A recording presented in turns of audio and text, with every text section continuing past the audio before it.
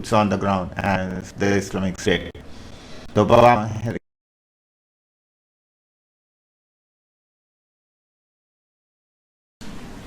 Hello there, Trump talking points.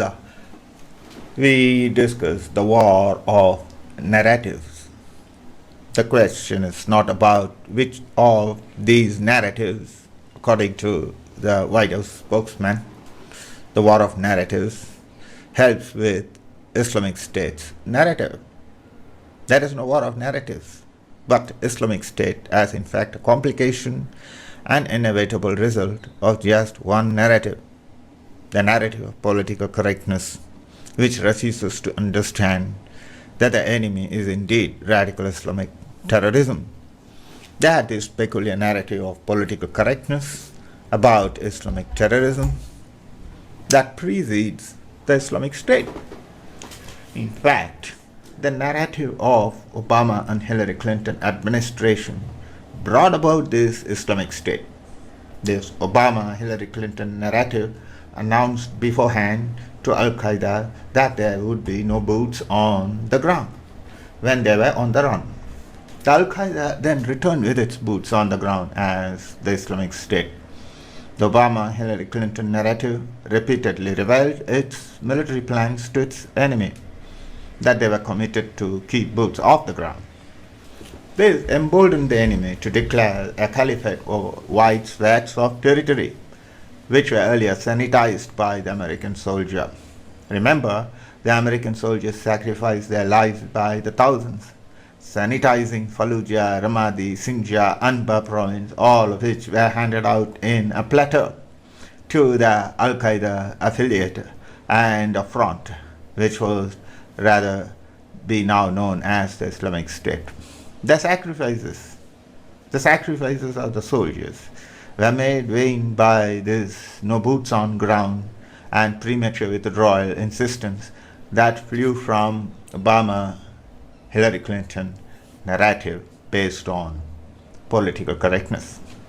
Let the Americans decide which of the narratives ask for increased surveillance of communities that have history of spawning homegrown terrorism. Which of the narratives lifted the surveillance of the Muslims in New York City area? Let Americans see for themselves what happens when this Obama-Hillary Clinton media narrative had its way this September. And it isn't yet over yet. They lifted the surveillance. And then we have these terror attacks that could have in fact killed thousands. Which of the narratives made it possible for a Somali man to go on a stabbing spree on American soil, stab indiscriminately Americans in a shopping mall at Minnesota? Which of the narratives misses the fact that this man from distant Somalia was shouting Allah and was asking before stabbing them, he was careful enough so he doesn't stab a Muslim? Which of these two narratives stubbornly insist on refusing to recognize this act of this Somali man as indeed stemming from Islamic views and terrorism? Which of the two narratives would have kept this Somali man where he belongs, in Somalia, and not insist he and his likes are imported by the tens and thousands as Obama had done, which is what made possible for him to do his stabbings here in America instead of Somalia? Which of the narratives would keep Americans safe from people from countries such as Somalia, where one of the main national preoccupations is sea piracy? That's one of their national occupations, where terrorism is a way of life, with Al-Shabaabs and Boko Harams. Which of the narratives carries water for the Islamic terrorism then? By refusing to even name it, imagining by doing so the enemy will spare us?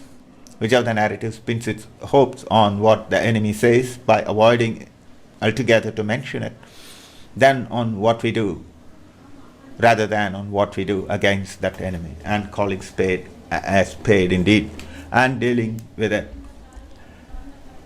as shall? Which of the narratives is endangering American lives then? By lifting the surveillance in New York City area as Mayor Basilios did, by calling those who demanded that surveillance as Islamophobes? Which of the narrative has no sympathy for Americans endangered by these actions? Obama-Hillary Clinton narrative. It is also a narrative of the media, their darling, which has no sympathy for victims of terror attacks, It has sympathy and empathy only for the perpetrator, constantly portrays them in every country as victims of hate and imaginary crimes of Islamophobia. This narrative of media, Obama, Hillary Clinton, justifies every terrorist as a victim of American society, a victim of European society, a victim of Indian society, as a victim of its Islamophobic, xenophobic system. One thing it will never blame is the Islamic system.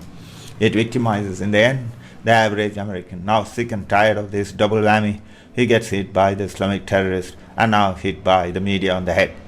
Let Americans decide, see for themselves where they are taking America with this, and with it, the rest of the free world. With this narrative of Obama, Hillary Clinton and media that is fixated on shielding Islamic terrorism, making it possible for jihadis to land in America, or if born here and already here, to propagate freely in mass hatred for fellow Americans and American values, organize nationwide networks of terrorist cells committed to do jihadi terrorist attacks without fear, without any hurdle of any kind of surveillance, thanks to this pro-Islamist narrative.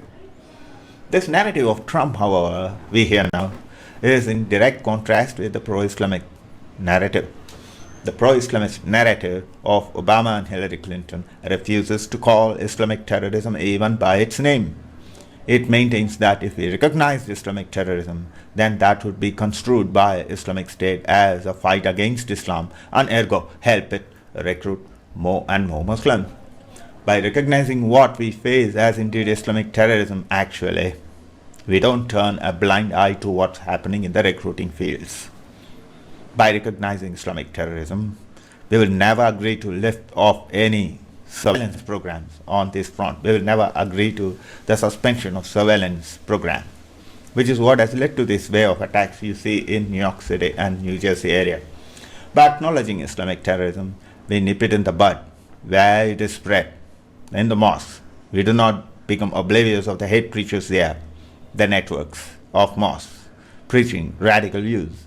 Since the Obama-Hillary Clinton narratives campaign is funded by the very same exporters of Islamic terrorism, those Wahhabi regimes, Saudi Arabia, Qatar, they are helpless to act against their hate preachers running the Wahhabi mosque networks.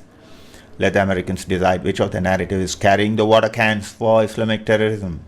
Let Americans decide whether political correctness is more precious than their lives and limbs and safety of their children. Only a narrative that dares to face Islamic terrorism can combat it successfully and act before it unleashes its acts of terror on people. Not the cowardly narrative of Obama and Hillary Clinton. Not certainly that of the media, water can carriers for Islamic terrorism, that pins all its hopes on what Islamic State will do if they refuse to just mention or stand up against Islamic terrorism head on. Because Islamic State too has a narrative, and it has made it amply clear. No matter what you do or don't do, wherever you happen to be, we are all infidels and deserve to die. No matter what we do or don't do, Islamic State has declared very clearly that their jihad attacks, this Islamic terrorism we see, come day and come night and all over the place, we submit our values to them, the American values or your free world values. Islamic State narrative is for complete subjugation of the free world and will not change simply because the timid narrative agrees to never mention Islamic terrorism. It is time to query the narrative of the media that is pro-Islamic. It is time to bury the narrative of deluded ideas of Obama and Hillary Clinton's and Angela Merkel's and Narendra Modi. It is time for taking stock about this pro-Islamic political correctness that is endangering our lives and had already caused precious lives before this pro-Islamic narrative of absurd ideas causes mass casualties.